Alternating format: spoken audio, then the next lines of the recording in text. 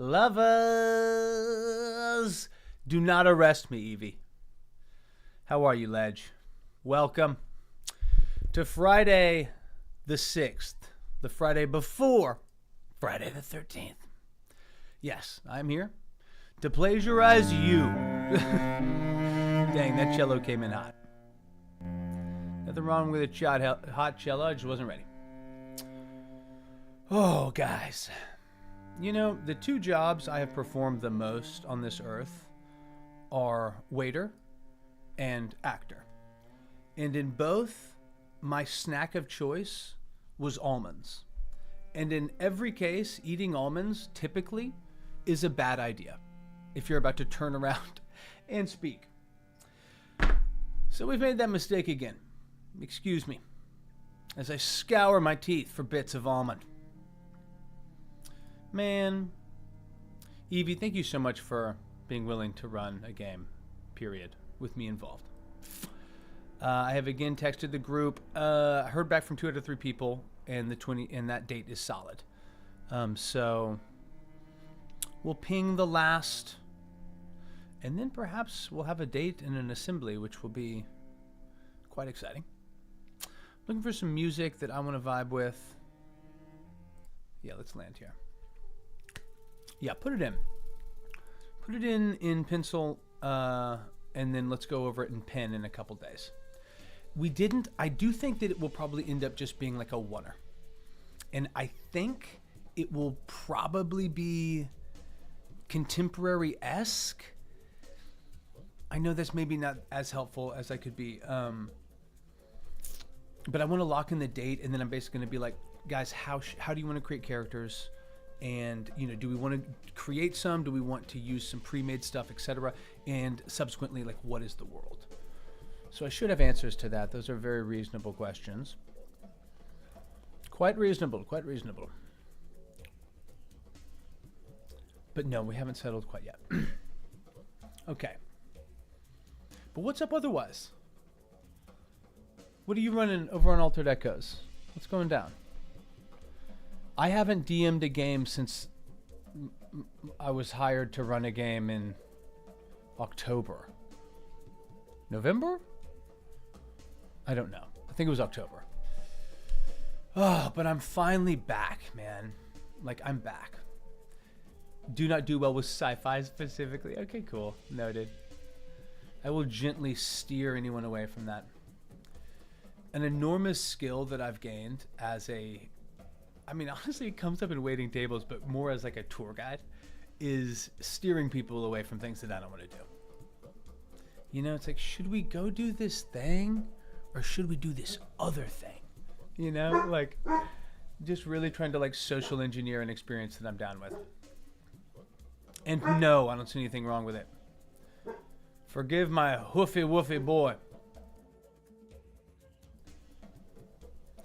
Sweet boy, he wants well. Yesterday, I did a campaign prep stream where we're setting up for a new campaign in 2025. Let's get it. Let's get it. Amazing. D&D? Cypher? Marley's going so hard. And are you guys going to stream this or no? Un momento.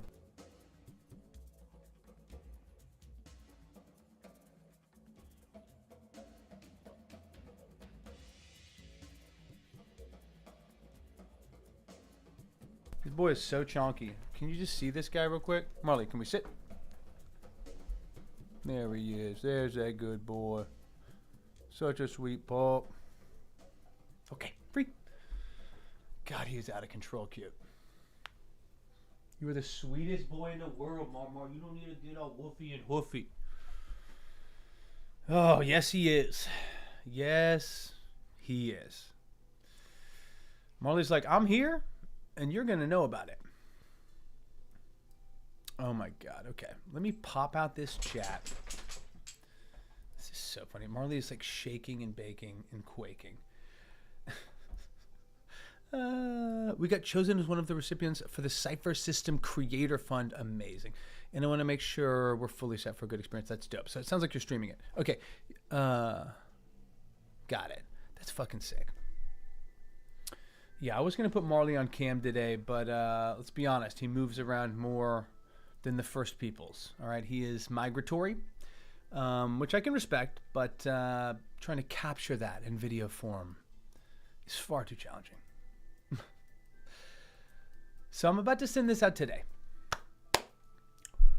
I'll probably email it to people and then text them. The classic Carpe double dip.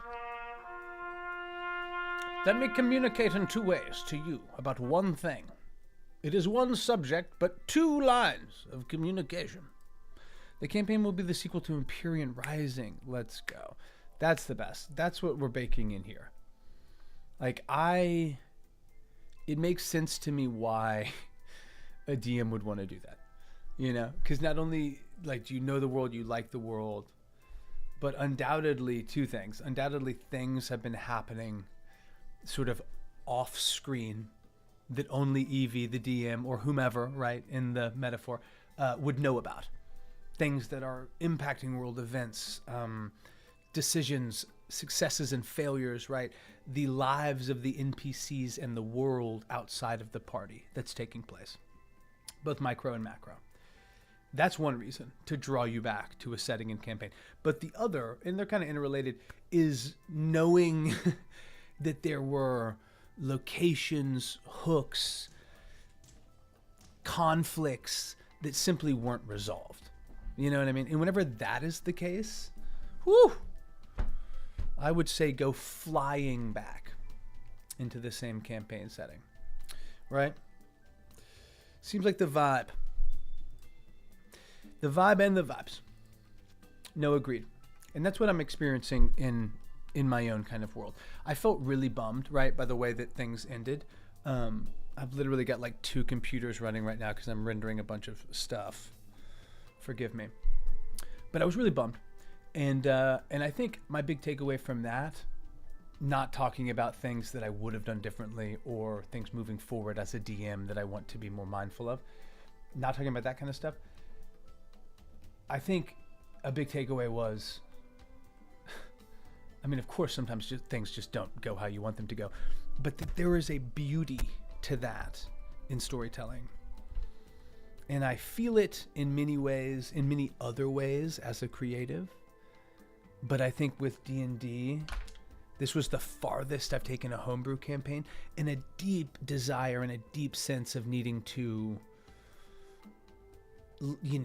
land the plane at the very top of the mountain exactly as I pictured it in my mind's eye. And I think the expectation of that being the reality just sets one up for failure, right? It's a collaborative medium. Things will change. But whenever everything isn't resolved, or there's a bunch of stuff in your 300-page PDF that you haven't used, then you can just bring the world right back to that same campaign. So originally I was thinking about floating out, and I still am going to float it out. But originally I was like, you know what? I'm going to just give them the option of where do we want to pick up? Are we starting a whole new world? Is it a new campaign? How do we want to do it?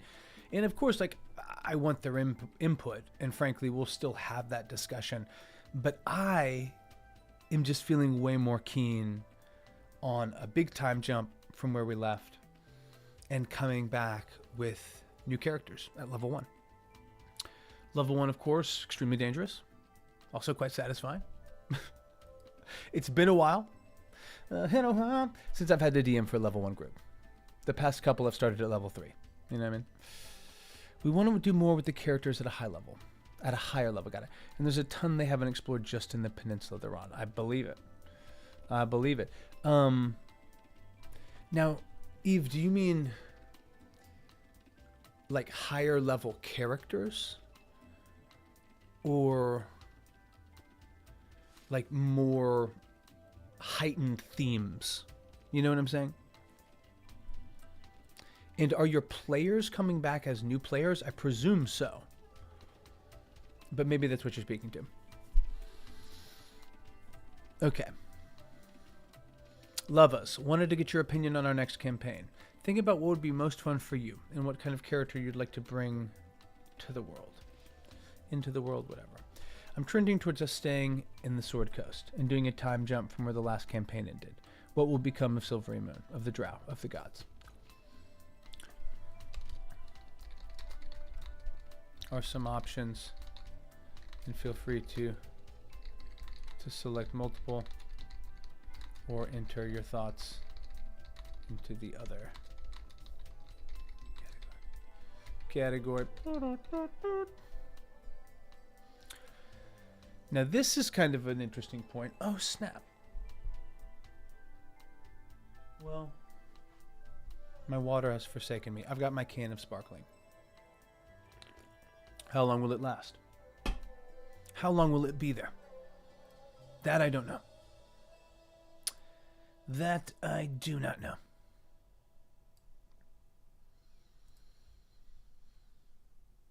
But one of the players, the monk, I was texting about some stuff because I wanted to see if he would even be interested in people coming and trying to rescue his character in the house, you know, or if that sort of felt like that story had been brought to conclusion.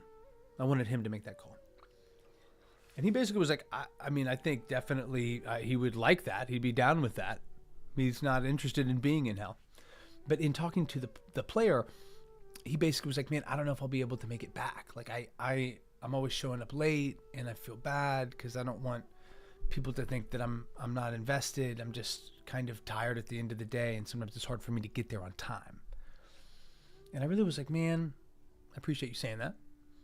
I think the BBEG that is scheduling has defeated many a DM, and Lord knows I've lost many a battle to the great beast known as Google Calendar.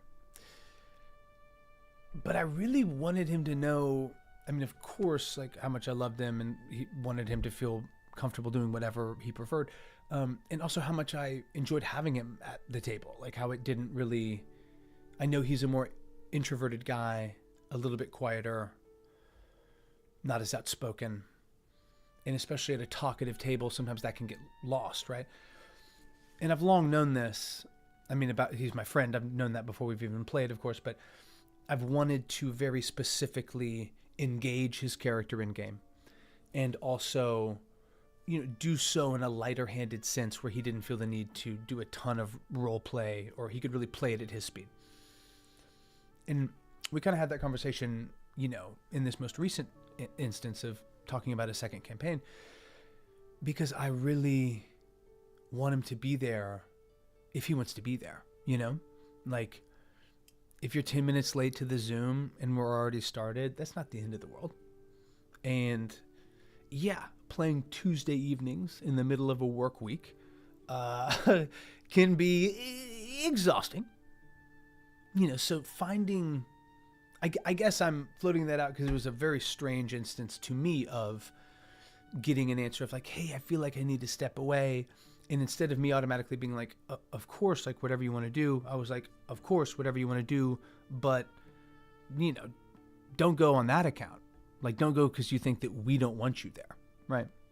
Anyway, so I'm going to add in a specific thing about scheduling for that reason.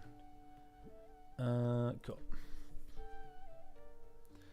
You will go at the bottom. Thank you, thank you.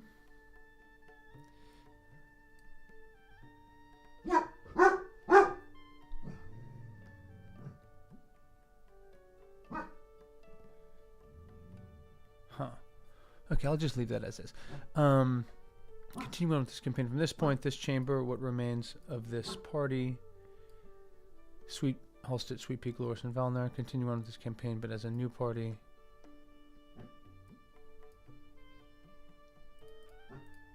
Continuing on in this.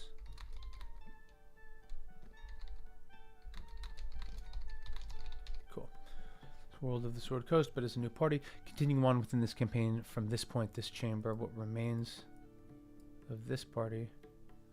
I'll just say of the Storm Chasers.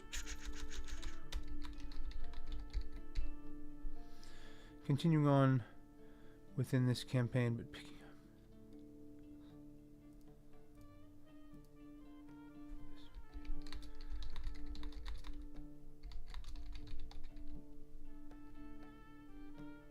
know what? Fuck it. I'm not even going to define it. We'll leave that as is. Okay. What you got for us? We closed Rising out at tier 3. Okay, got it. 912 D&D. We were taking the same characters play with a few new additions. Let's go. Amazing. Amazing, Evie. That's awesome. Well, the first campaign was political-ish. Yep. Possibility of neighboring powers attempting to usurp, invade. The new campaign will be exploring more of what has happened to the world and possibly resolving the antagonistic force that was left hanging before, along with a bigger, badder antagonistic force.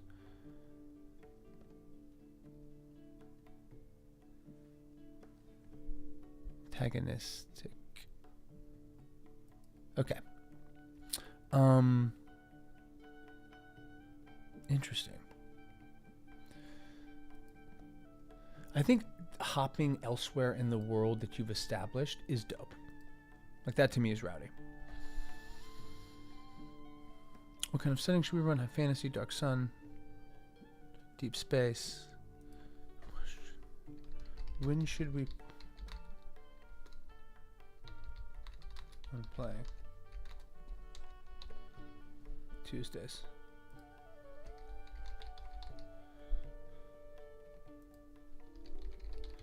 Thursdays. Weekend. Other. Cool. And then I think I'll add another one here. What day of the week I think just should we play? I don't know why I'm like overthinking the logistics of this. So I'm currently further developing the peninsula. It's set on determining exports and motivations of the territories. Love that. Where the BBGs would be located, where backstory relevant location. Love that. Love it, love it, love it. That's amazing. So tier 1 through 5. And I'd read about that. I just haven't experienced a level up. I feel like that's how you really get to know the levels in a system, is to finally have a character power up. You're like, all right, cool. And I imagine that's what you were prepping, Evie. That's dope. Yeah, we've got a little bit of that on the docket today.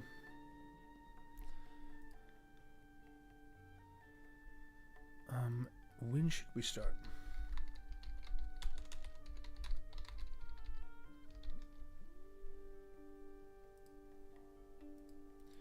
Well, I don't think we add that. I think we just... Cool, yeah. January. Oh! Thank you. Okay, that's all it is. I mean, it's funny that they say, like, required. I mean, do I want any of these to not be answered?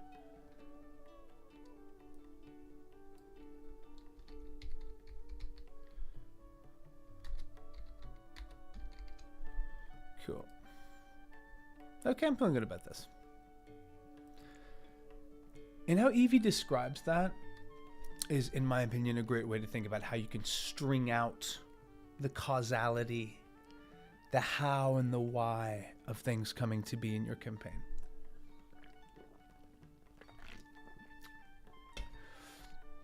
I'm not sure, you know, in this case, how Empyrean Rising came to be crafted. I know you have streamed some of it. But in general, that laying out of geography, of sort of regional, cultural, and political, historical facts, establishing the truth of the world. And from that, it then, you know, oh shoot, I forgot about that. Sorry, my headphones died. Sorry, my headphones died. Cool. The only thing I don't like about the headphone dying is that then it stops the music. Oh, I guess it didn't stop the music. I just stopped the music. Please don't stop them. Please don't stop them. Yo, connect me, daddy. There we go. We're in. Marley is yawning, and we are yapping. And life as well. Yeah, like most likely to give you and yours a basis of both simple play and how advancing in the systems works, we'll have you guys play at maybe tier 2. Got it. then I will read up on that specifically and be like, what's the deal? You know?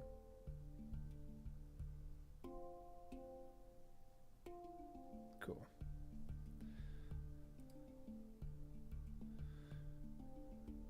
Okay, very cool.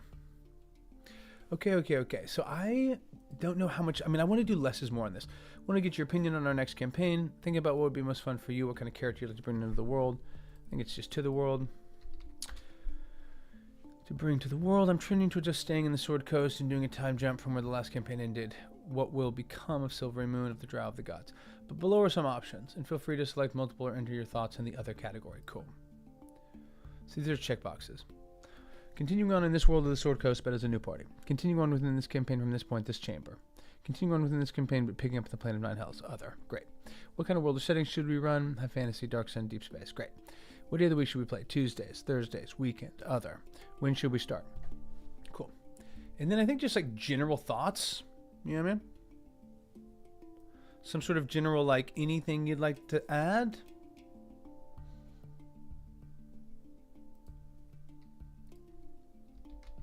Any thoughts, concerns, or ideas? Cool. Okay, this is great. I think I'm going to make them, I mean, the idea of making them required is so funny to me. I don't know why that feels like I'm their teacher. Also, everyone show your work. Okay? I think this should be checkboxes. Honestly, all of them should be checkboxes. Because I said feel free to select multiple. You know what I'm saying? Okay, cool. Okay. So I will save that and send that later. No need to drop a bunch of people's emails. You know what I'm saying? Release the emails. Release them.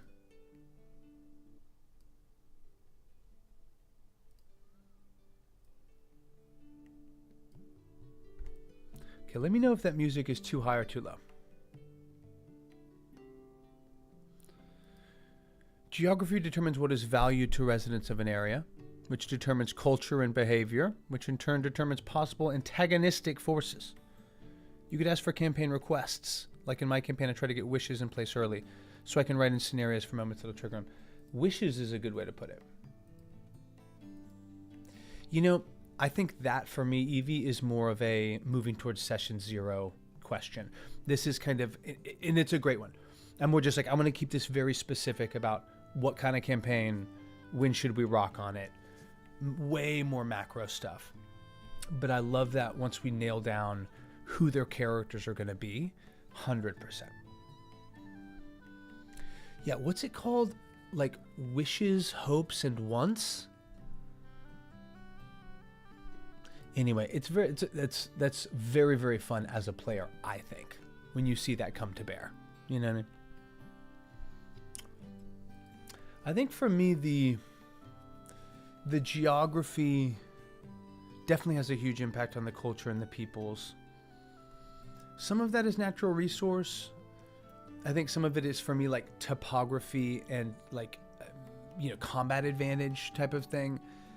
But what drives, for me, the movement of antagonists is largely their personal wants, right? And I totally see Evie's point of how that can be potentially deduced from what's valuable in the area, what culturally people go after in that area. So this is stuff that we established last time. The Fallen Coast, the Great Loss. All this is super fun. I want to dive into the Hells. But I want to jot down an idea I had yesterday whenever I was taking a bike ride through downtown Los Angeles, which, let me assure you, was both death-defying and rapturously exciting. Who knows? Is this bus gonna kill me? Is this man about to pull me off my bike? Stay tuned in downtown Los Angeles. Fall of the Four Sisters. Now this is Alagondar, like line. Wojevs, some heretofore unknown family from Everland or elsewhere. A wealthy parents, a merchant father, and altruist mother who fought to keep. I think we put it in Everland from Collapse, just because we haven't been there yet, and it's kind of in the Silvery Moon scope. You know what I mean? Foos, what up, girl? Bugles up for a legend. Please lurk, please work, Foos. Good to see you, good to hear you. Like Player X wants a beach episode. Wait, tomorrow? Where they can role play and relax. So you got it. I don't know why TM threw me so far. I'm like, transcendental meditation? Wants a beach episode where they meditate. I'm like, that sounds incredible. Okay. Player Z wants a solo duel against their backstory rival. Got it. Like, those are the wishes. Got it. Get in here, Foos. Appreciate your support. Example of geo stuff affecting the events or events affecting how I draw up the map. There's a combative, conquering mindset of one of these city-states. Why are they targeting where the previous campaign took place instead of north or south of them? I love it. And are you going to make that resource-based? Is there some question of long-lurking lore that can only be answered there? Perhaps the burial site of a great wizard and a staff of immense power? Hey, I don't think any of your players are here. Feel free to spill the beans. You know what I'm saying? But I had this idea. This is going to be a good length of time. I think we decided 36 years. Is that whatever, 30 to 40 years. 76 years. Okay, got it. It sounds like me. Probably changed it 15 times. But we'll say 76 years. And, you know, the drow have an enormous impact on the surface now. The gods themselves we'll get to, but that's been a huge shift, right? We talked about the great loss. Yeah. This sort of moment of the impact of magical power, of the suctioning away of some of its efficacy. And I had... Oh, you know what it was? I'm working on a video on the deck of many things, just because I found it really fun, and it came up in halfway through our last campaign, and I was listening to this gentleman be interviewed, and I don't know exactly what his role is. He clearly was on the design team of some recently released Wizards of the Coast, supplement material. Because he was talking a lot about some new editions and, 6th edition type stuff and some changes they are making to the deck of many things. But one thing that came up was some item that was related to not Mistra, I think it was like Aluria or some person that almost reached godhood and as a magic wielder somehow created the deck of many things. And this gentleman was treating it as if, there are many legends, many rumors of how this deck came to be, which I think is cool. But I thought about the idea of, if someone went to make something of immense power intentionally, how would they protect it? And I think, wardings, locks, safes, hiding something away, that's one way. But if it's a magical artifact meant to be used or worn, then that's not really an option. And regardless of the length of timeline of many of these fantasy creatures' life expectancy, eventually, most humanoids are going to die. Shout out to the archdruids of the world. Come on. I'll tell you who ain't dying, a level 20 moon druid. Let's get him. But they would likely want to either assure that these artifacts are hidden or successfully stewarded over, or some version of both. And somehow I just found myself stringing out this idea of a family that lived in Everland, let's say, right? And found themselves greatly impacted by this drow insurgence. And as the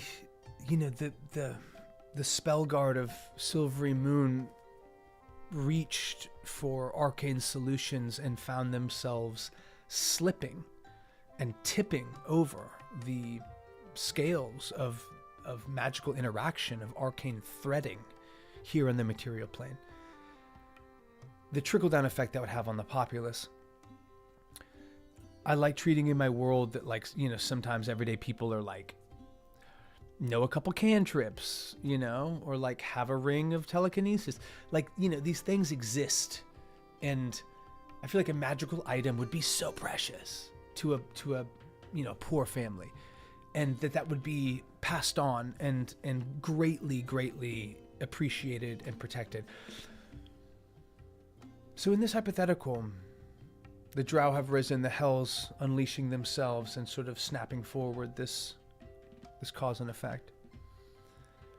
The heroes of the surface do their best and fail. And as a result, the webbing of magic and its ability to be touched and used is strained. In some people's case, disappears altogether. And the idea that a family, maybe a artificer, someone that still could practically make things, creating some magical items that were meant to work in tandem, to defeat the drow, to restore the balance of the gods. And this, I want to be, one of probably 3 or 4 pillars of thread, of motivation, and of, potentially antagonism, to keep it in that same framework of this second campaign. So we'll dive into that in a second. Yeah, to an extent, it's resource-based, and to an extent, it's cultural desire to unite the peninsula. Okay, got you. Do a whole country kingdom. That makes sense. And is this city-state, like, are we talking, Sparta? Like, Comanche level? Like, are they culturally exist to interact in a military fashion, Or is it a couple clicks down from that? Regardless, I love that because it's so real and human. If there are 10 people on an island and only 9 of them are chill, and there's many versions of being chill,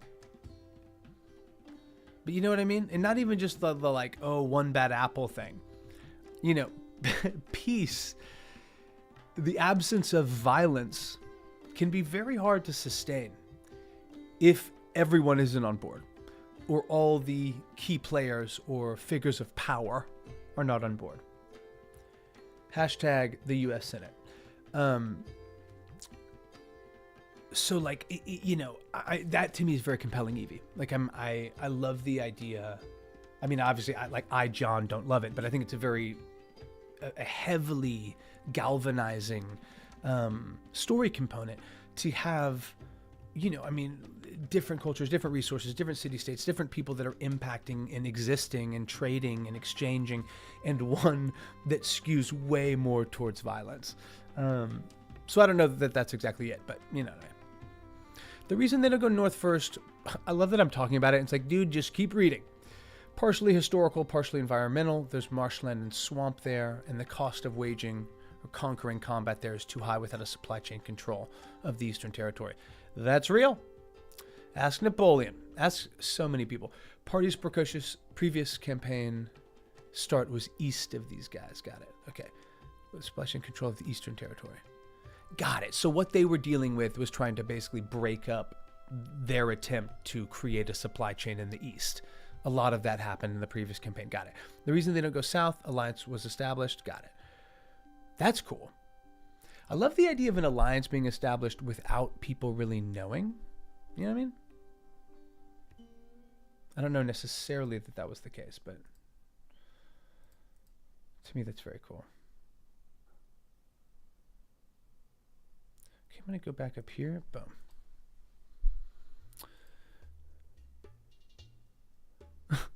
Bless. Why is any of this relevant?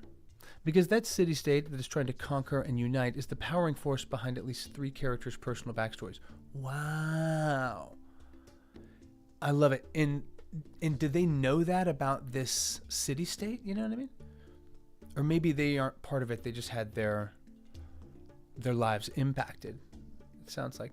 Yeah, when we consider in comparison to established Grecian Golden Age city-states, very Sparta-esque. They have a freaking special spear users. Yeah, let's go. That are trained from pre-adolescence. Let's go. Been reading a book called Empire of the Summer Moon. Woo! But it's basically about the Comanche Empire. You know, honestly, for about 300 years. I mean, like 1600 to about 1900. And obviously existed before that, but it sounds like the Apache and the Kiowas were extremely dominant in the pre-Spanish era in North America. And a lot of that, this was interesting as heck, I thought. It's called the Great Disbursement. But in about 1650, in current-day Pueblo, New Mexico, the Pueblo Indians who were indigenous and had been essentially conquered by the Spanish, and now sort of living in this like do-si-do of, you know, Catholic colonialism in the charade of being Catholics. I don't mean that of all Catholics. I just more mean like they've been impressed into religious servitude, among other things. But the Comanches and the Apaches in that area about 1650 were just messing up the Spanish. Like, I mean, technologically and militarily in terms of movement on the open plains. And the Pueblo Indians were being affected by this because they themselves were also being raided and attacked and killed and violently violated. So the Pueblos revolted against the Spanish and basically just went for it. Extremely violent exchange of a couple days. And we're like, dude, you can't protect us. And we're not fucking Catholic. And we live here. You know what I mean? So like Pueblo, they greatly sort of reclaimed this space, but they historically were way more like, I mean, they great pottery, great crafters of workers of clay, right? A lot of adobe stuff. They did not use horses for practically anything. And there weren't very many horses in North America, period. So they released about 750 Iberian stallions, Spanish stallions, onto the Great Plains. And that act completely changed the way that these native tribes were interacting, specifically the Comanches, who had been, I mean, near the bottom of kind of the North American pecking order, but somehow, and this is truly like a mystery, somehow became incredible horsemen in a very short amount of time. Some historians are like, there had to be a Spaniard involved that was teaching them. Some are just like, no, they were trying to do something similar with mules and didn't succeed. But either way, they just became nightmares on horseback. Players, kind of. One of them does know for a fact that the city-state is responsible for the stuff that happens. Got it. Well, that's a good feeling, to have clarity. And as a DM, that's also a great feeling, because they are so motivated, right? 2 others don't know why some things happened, just that they happened, and I tied in motivations for it with this antagonistic city-state. Cool. I love it, Evie. That sounds dope. So,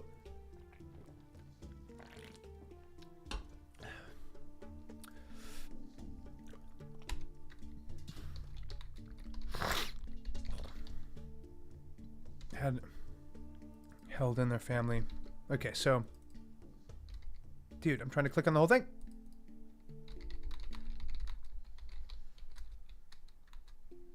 Precious artifact. An observatory lens made of enchanted brass. Yo, Sage. Bugles up for a legend. How fare thee, my prince? Guys, as I'm sure you know, Sage and I have a birthday next Wednesday. We have agreed to meet in Iceland. All right? Equidistant. And are planning to proceed on raging out of control. But only if you guys promise to send us some great gifts. I love you. Honestly broken. Dude, I'm so sorry to hear that. I'm doing solid. Very glad it's Friday.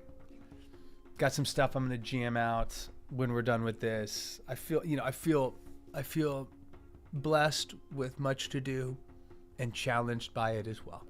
But here we are. Okay, Wins and Truth. I'm not familiar with that.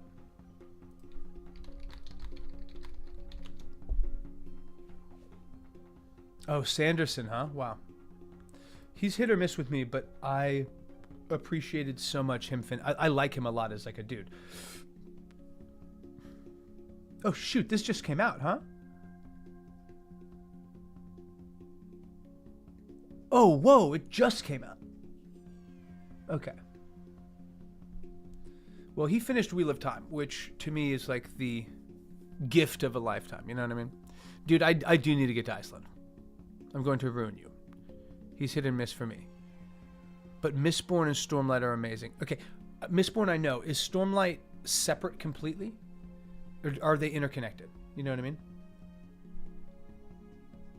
Sorry, just making sure somebody picks up some poop. Don't make me go Karen on your ass. Dog poop is like the one thing where I'm like, excuse me?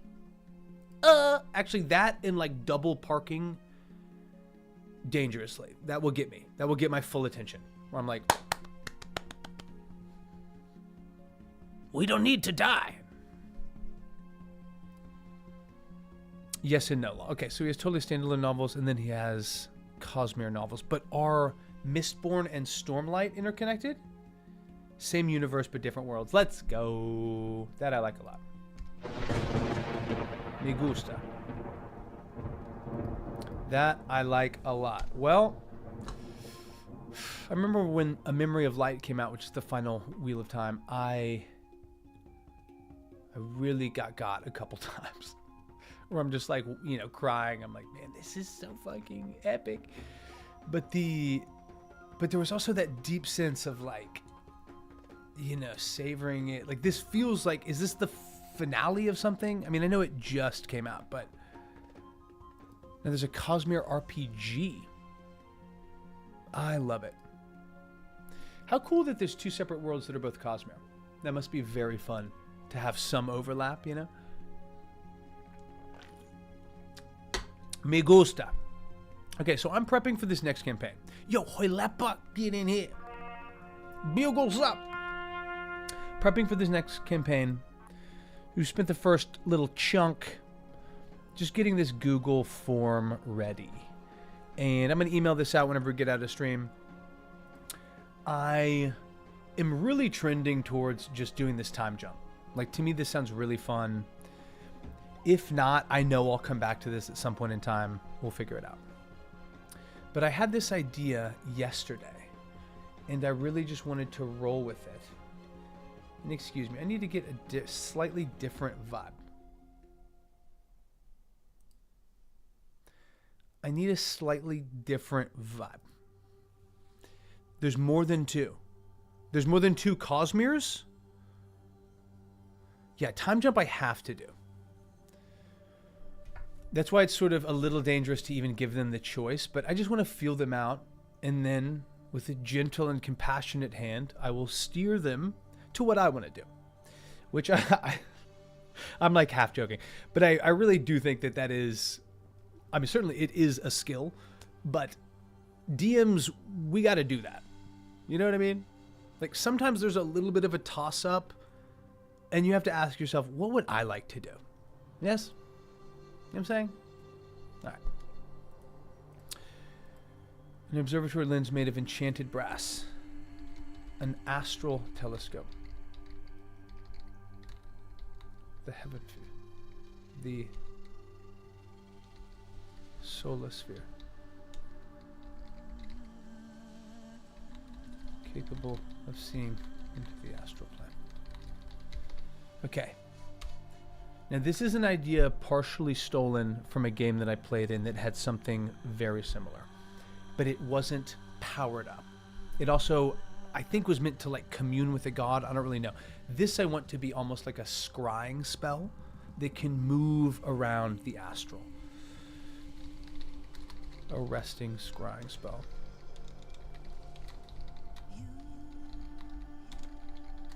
Expanded vision.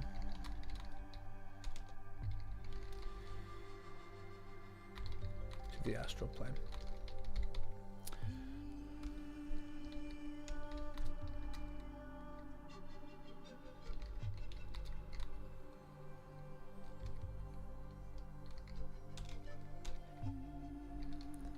The weight of heaven.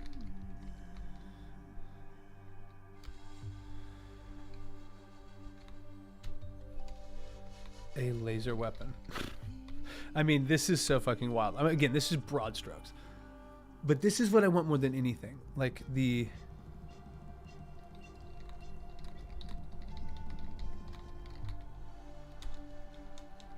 Requires 4 hands. Yo, Hulepa, how are you? Happy Friday. Did not give you... Or I did not really question you hard enough. How we living? We're playing a game too for fun as well.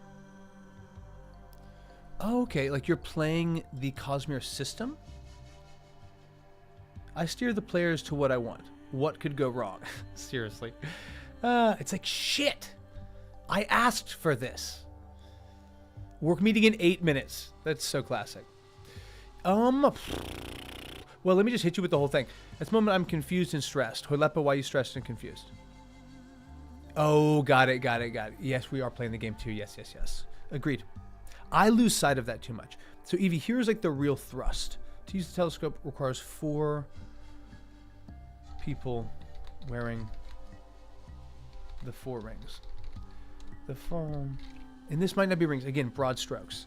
But like basically made for the daughters, the 4 daughters of the family to keep in their possession. Each enchanted in a similar way, but different workings. And I want it to be like wind, water, fire, and earth. You know what? Actually, not wind. Star, water, fire, earth. Yeah.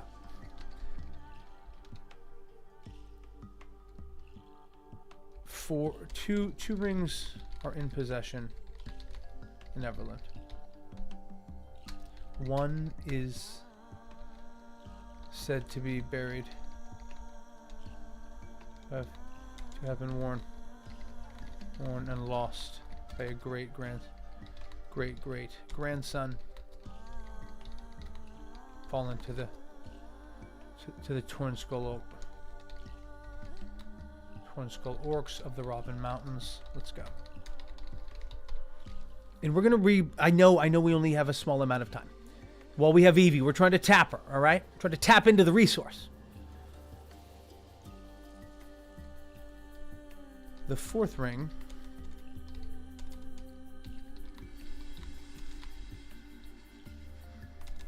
it's unclear. Was said to have been still worn by a great granddaughter. She went seeking the grandfather tree and the wisdom of its shadow. His daughter became a witch, a twisted healer of sorts.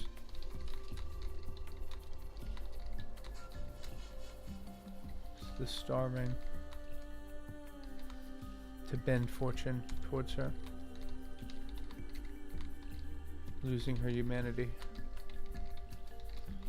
She drank in darkness. Okay. Buried deep into a hand and fingers that have overgrown it, rests The final ring. For me, that's just a cool fucking little arc. Little mish, as it were. Little mish, you know? For 8 days, I had no connection to the internet. Only to get it today without reason, and tomorrow morning comes the technician who wants to be paid for something that now resolved itself. And I don't know why. That is such a tough feeling when an electronic issue is unsourced. I hate that. Great question, Evie. The Fall of the Sisters happening at the end of your prior game. Well, I think the Fall of the Four Sisters was, 800 or 900 years ago, during the reign of the Allegondars. I think how it comes into play over these past 75 is because of the ability to see into the astral being valued, and this weight of heaven, like a enormous one-time use weapon, which obviously I have completely half-baked. But I like the idea of, okay, shit, like this threat gave rise to a necessity of, damn, is this thing even real? Like there's probably no hope of getting all 4 rings, but 2 of them are accounted for. And one, dangerous as it may be, was, rumored to be now in the possession of the Torn Skulls. And last but not least was this one great-granddaughter that was actually still alive, or last had been, So that's sort of how I have it played out. Like it's a historical fall, but it has become relevant recently as the remaining members of this line that are in Everland are more or less like, hey, could this help? I don't think it's super common knowledge. The fall's not super common, but certainly not the fact that this is now being considered as a counter strike to this drow incursion, and also perhaps an answer to the movement of the Hells, right? Exactly past history. Hoilepa, I would honestly call them and be like, hey, this is what happened. I don't want you to come out and waste your time. And by that I mean, I don't want you to come out and waste my money. But literally call them and be like, hey, this just kicked on. It's problematic to me that it's doing that, but I don't want to be billed for a service fee. I don't know. Or maybe you let them come out and, I don't know how much it is, and basically pay for an assessment. But I would call them to be like, can you do an assessment? Because if not, you don't need to come. You know what I mean?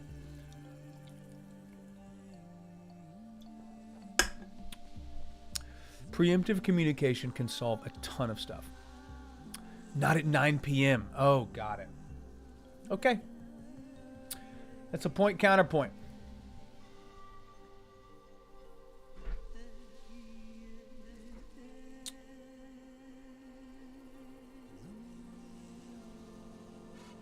Yeah. Okay, that to me is very cool. So the Hells.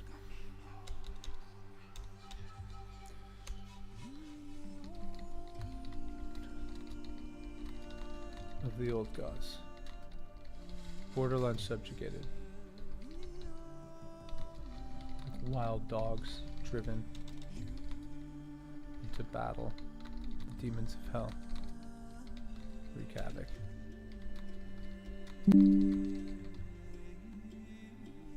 So weird that I get this stuff notified. Simply tell them the truth and ask if they can find out what happens. Yeah, that's the move. That's tough. I didn't know it was that quick of a turnaround. Cool. Drow. Anything living.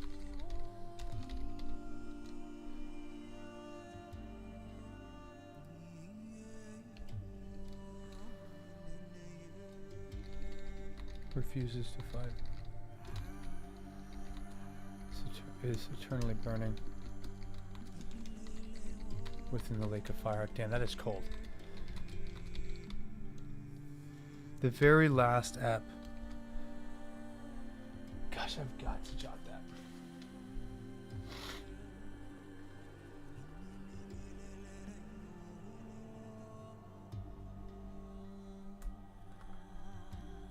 One moment. Just jotting an idea.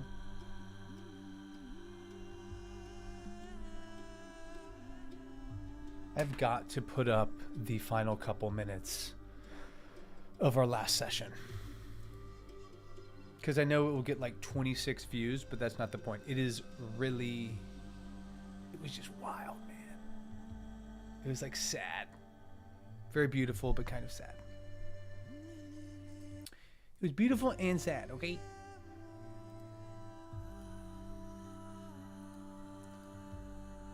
Okay, this is going to be good. Bullets impact they were sin, the champion funding them on purpose.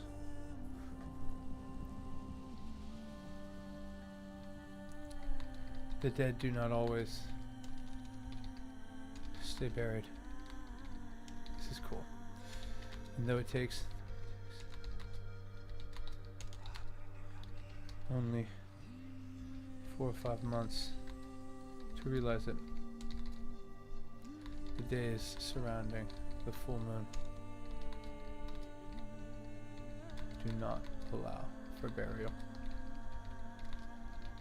Dead bodies must be burned, lest they rise and seek to send others to the great plain below. Fire. Cool. Yo, break them off, Evie. Break them off. Appreciate you coming through. I will circle back with some campaign deets. Okay.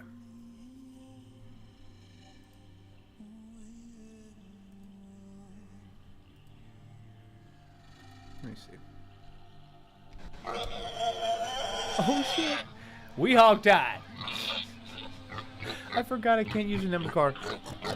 All this is a reminder that my character in Red Dead Redemption is in St. Denis, y'all. The answer is St. Denis. Yo, somebody shut that hog up, Marley.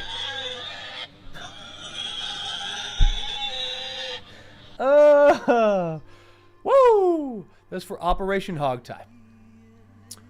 Yeah, dude, I found that out. Shit. In like May. Yeah. I killed him too quick. Killed him a little too quick. But I'm basically saved right there. He's on the docks. Dude, how? The old-fashioned way. By getting off my horse and walking up to basically everyone in the game and more or less asking them how they are. And then typically having them get rowdy at me and having to like pound X to diffuse. But yeah, it was pretty clear. Like, I mean, when you've edited as much of your own voice as I have, you can hear yourself. Honestly, Sage, I am over the moon. I know.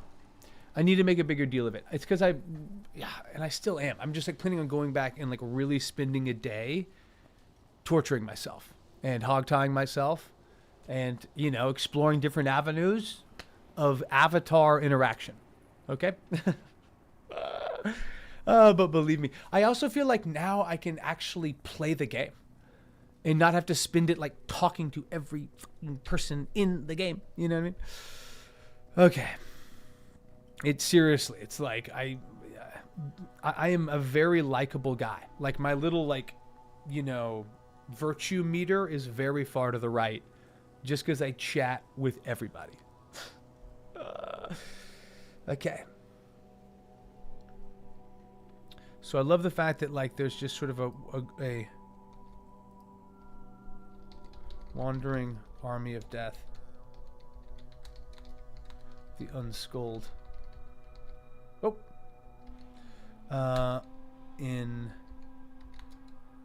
Where would this be? I don't know if you guys will be able to of this sword, because I kind of want to map a Faerun though, right?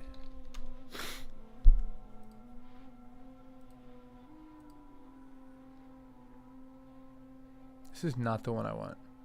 This is pretty cool though.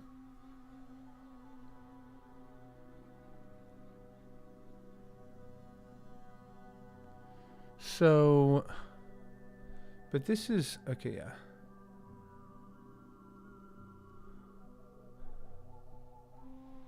Oh my god. Yes, yes, yes. So that means that the crags, they are constituted by the majority of the populace of Mirabar. Because Mirabar was like killed and slaughtered. And I feel like they then just like roll up. The Toral world map. I don't know. What is that?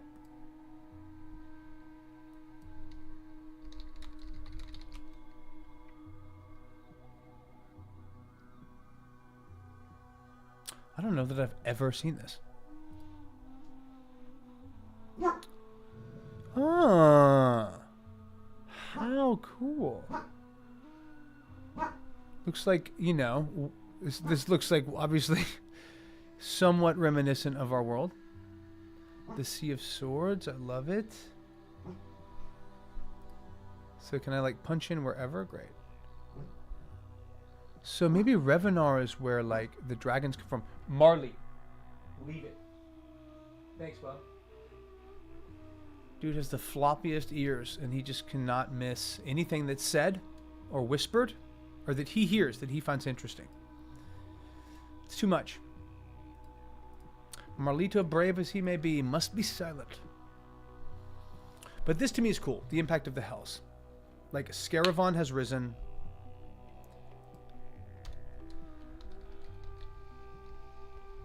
Has risen in a way not seen in millennia. Giant scorpions track and prowl the wilderness. Their nests residing in former drow towns and cities.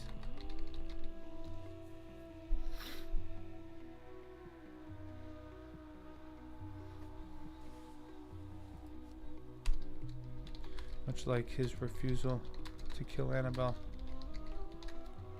he suffers for it. Cool. Oh man, I can't wait to see what becomes of this. But I very well established last campaign that Mirabar had been destroyed. That essentially it had been breached from below, from beneath. And that the city was almost as swiftly as it was being attacked, lost. Part of that is the mercantile nature of the city, but more of it speaks the fact that if you are able to gain unknown access to a city, you know, it is very easy to compromise it. Yeah, I love that. I love that, Sage. Legit. What is Toral? You know, I'm just surprised I've never heard Toral used, is really where I'm at with it. Okay, so what else did we have? The second campaign got it. What of the Hells, Four Sisters. Okay, so we've touched on a lot of this. I want to just sort of go through and just kind of go through what we have. Hand of the Blind Jackals, absolutely. Silvery Moon yielded about 40 years past. Signing the Dark Truce, giving tithe to the Underdark. Yes. Shortly after. The great loss. Cool. In an attempt to re-anchor the myth award, Silvery Moon pulled these arcane points of contact back to the plane they were created within, and then back once more to a different placement beneath the city. Cool. Marcine has swelled. The Fountain of the Storm Chasers, a place of pilgrimage for the Harpers and many a would-be adventurer. That's cool. Reltarion has not been seen. Rumors of him drift down the spine. Travels with a blue wormling by his side. Shrieking plumes of acid. Third year in a row of famine. Gradually slowing grain returns have now all but halted. This is great. Shantea lies wilted in the astral plane. Man, I fuck with Shantea. Yo, Marshmallow! Let the bugles blast and announce the approaching of a legend. Just inform my wizard player that her parents are in fact alive and not dead, like she previously believed. I love it. How is that revealed? And how is it received? How is it revealed? But then also, how is it received? Right? The moon does not phase anymore, hangs half full. Oh, well.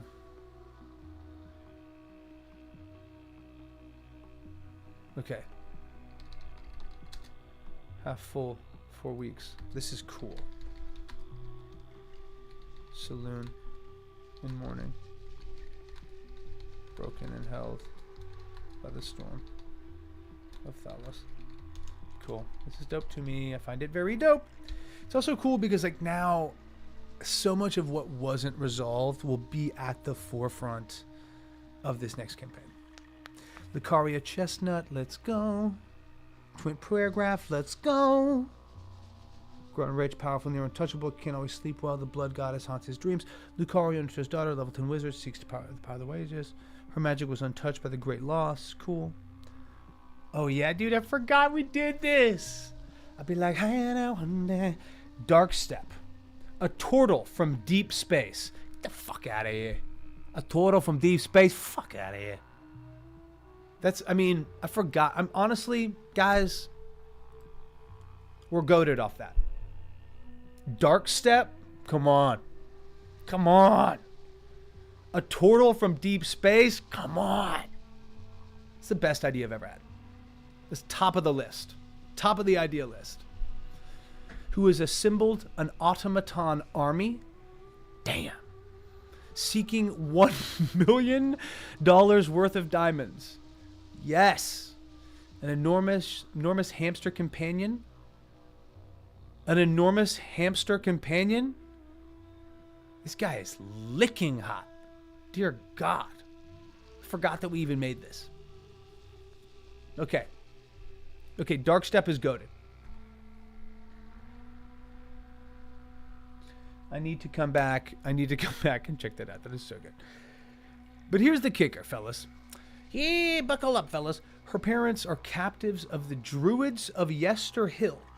And she was mad at me, but she loves and trusts that I do things, and not to be a dick with this, but they have to sacrifice one NPC to receive the Blood Spear and Druid Staff. So they have to kill her parents? Who's also a ninja and now lives in the New York underground. Exactly. Oh my God.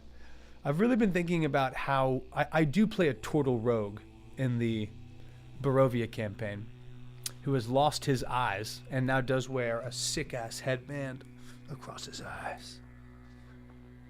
Nobody knows it, but it's actually Raphael. Even though I'm a Michelangelo type, I'm playing Raphael. That's hilarious.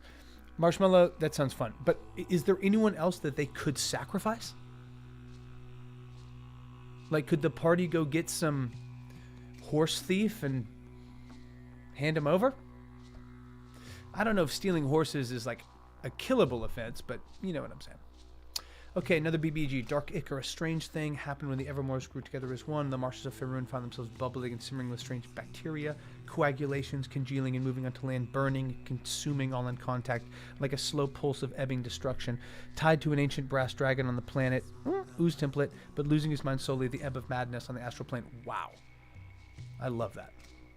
Somebody gave me that. A brass dragon on a distant planet. That's good. Okay, Rotarion hates Valnor. Has raced for Silvanon's last egg. Lady in White. Cool. Powerful divine sorcerer. Growing acolytes. Believes in the abolishment of government and the rule of religion. Secretly seeks godhood, but will go public like an IPO. A fae that was. Oh, yes. Yes. She possesses one of the rings. The Ring of Stars. Cool. Let's go. That's full circle. That's full circle. Let's go. The mages of the Spellguard and Silvery Moon pulled and pooled their power in hopes of washing the waystones, the laystones of their great cities' wardings anew. But what returned from the astral sea was not what entered it. The laystones pulled the power from these mythal work stones and pulled even the power from the mages themselves.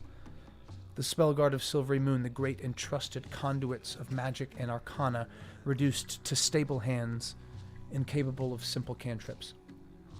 stricken with this spell plague. Thank you, Sage. Many threw themselves from a dissolving moon bridge. Wow. The war of the gods has raised the astral sea into a choppy mass of stars and twisting storms. Thalos moves freely. Bala drinks from the lake of fire. And that which lurks, lurks no more. Okay, I love the fucking spellcaster being affected. I love it. You know what I mean? No. This is actually, it's free therapy. It's safe. You're safe. Lepo's like, if I go to therapy again, I will die. Okay, so magical items, barely retain it. Magical locations, I love it. Muted with drab grayscale, all color pulled from their structure. Fucking love it. Citadel Albar held despite heavy losses. Citadel Felbar also held. Cool. Oh my god, I love it. This is satisfying to me. I'm with it.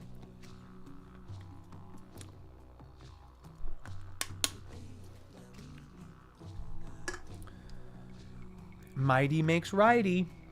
Many of the landed gentry are slain or fled. Great herds of fleeing and white-knuckled mistplants spilled into the Disseran Valley, the unspoken border between drow and surface. The non-beast creatures are known to it. Cool. This is great.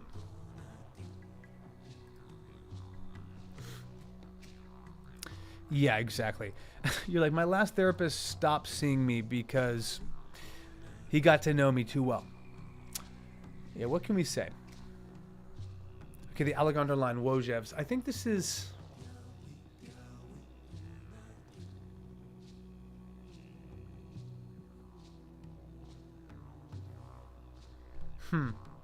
TBD on who this family is. Because that is important and I think can be a big deal. I need to weave that history a little more carefully. Wealthy parents, merchant father and altruist mother who fought to keep Everland from collapse, had long held in their family a precious artifact, an observatory lens made of enchanted brass, an astral telescope, the Solosphere. Just go like this, because I find it fun. Capable of seeing into the astral plane. Basically a resting scrying spell with greatly expanded vision and hearing into the astral plane. Said to possess the weight of heaven, a laser weapon. A laser-like weapon. A devastating beam of radiant energy.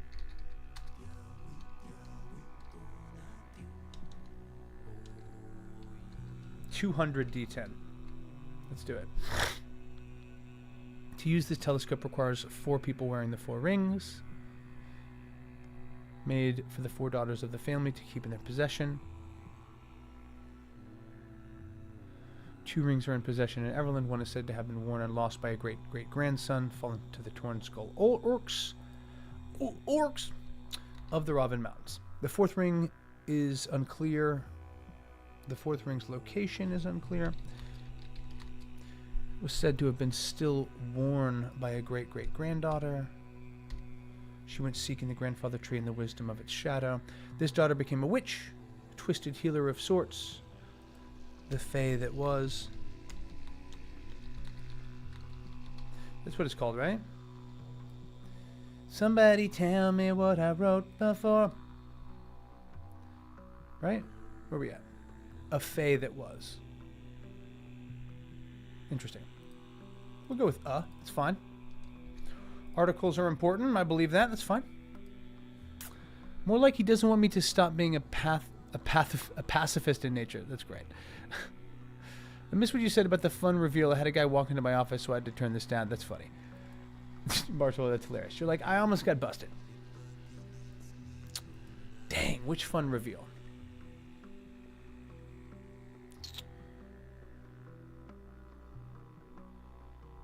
I'm not sure what it was. I think the reveal, well, we went hard on Darkstep. The reveal that basically we'd written a fae BBEG, this old witch that tricked a fairy, is invading people's dreams, haunting them with heartache or regret. That it ends up she is with is part of this sort of ring quest. And to me, I just found that very, very fun. Okay, and then this works. I think I think we need a little bit more of feeling the impact of the hells on the material plane. Like, our summers hotter? You know what I mean?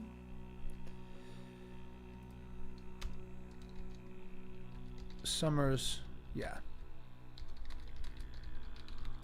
are now barely livable. Regular temperatures. Ba-dum-bum. Okay, Scaravon has risen in a way not seen in millennia. Giant scorpions track and prowl the wilderness, their nests residing in former drow towns and cities. Hidden below. This, I think, is fun. Now, obviously, I'm going to do all this dope prep, and they're going to be like, let's do a whole new campaign in deep space. What? What did you say?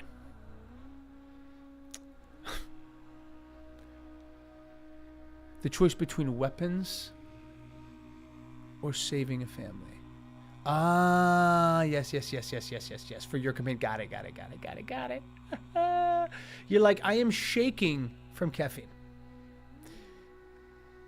Yeah, I mean, is there someone else that could be sacrificed to these druids? I guess was my question. I create a gate to the elemental plane of fire and open it. Do I have a giant flamethrower? I mean, that's a situation where you need some sort of gust spell to simply capture and transfer the heat. But this is cool to me. Summers are incredibly hot. The dead do not always stay buried. And though it takes only 4 or 5 months to realize that the days surrounding the full moon do not allow for burial, that dead bodies must be burned lest they rise and seek to send others to the great plane of fire. Cool. And there's this army of the unskulled in the crags. They're constituted by the majority of the populace of Mirabar, the former populace. Okay, this is dope. Now that's the fun thing besides themselves no and yes. Yeah, you have both of them. Okay, guys, this is it. That's what I'm talking about. We will call it there. Let the great dance continue. Let the dance of dances continue. It is I, Carpe the Beast. I reside in the hells themselves. I'm not sure when I will stream next, but it will probably be Monday or Tuesday of next week. And we will be chilling. But I appreciate y'all coming through today, guys. As always, I love you. Appreciate you supporting me. I like to raid somebody when we're doing our little D&D preps. But honestly, I feel bad raiding if I have less than 4 or 5 viewers. Because I feel like it's like, why you interrupted me? You know what I mean? But I'll be back with working. Yes. Catch me next week. My solution to deal with the Trask, trap him in the plane of fire. Dude, opening a gate spell and then closing it has solved a lot of problems.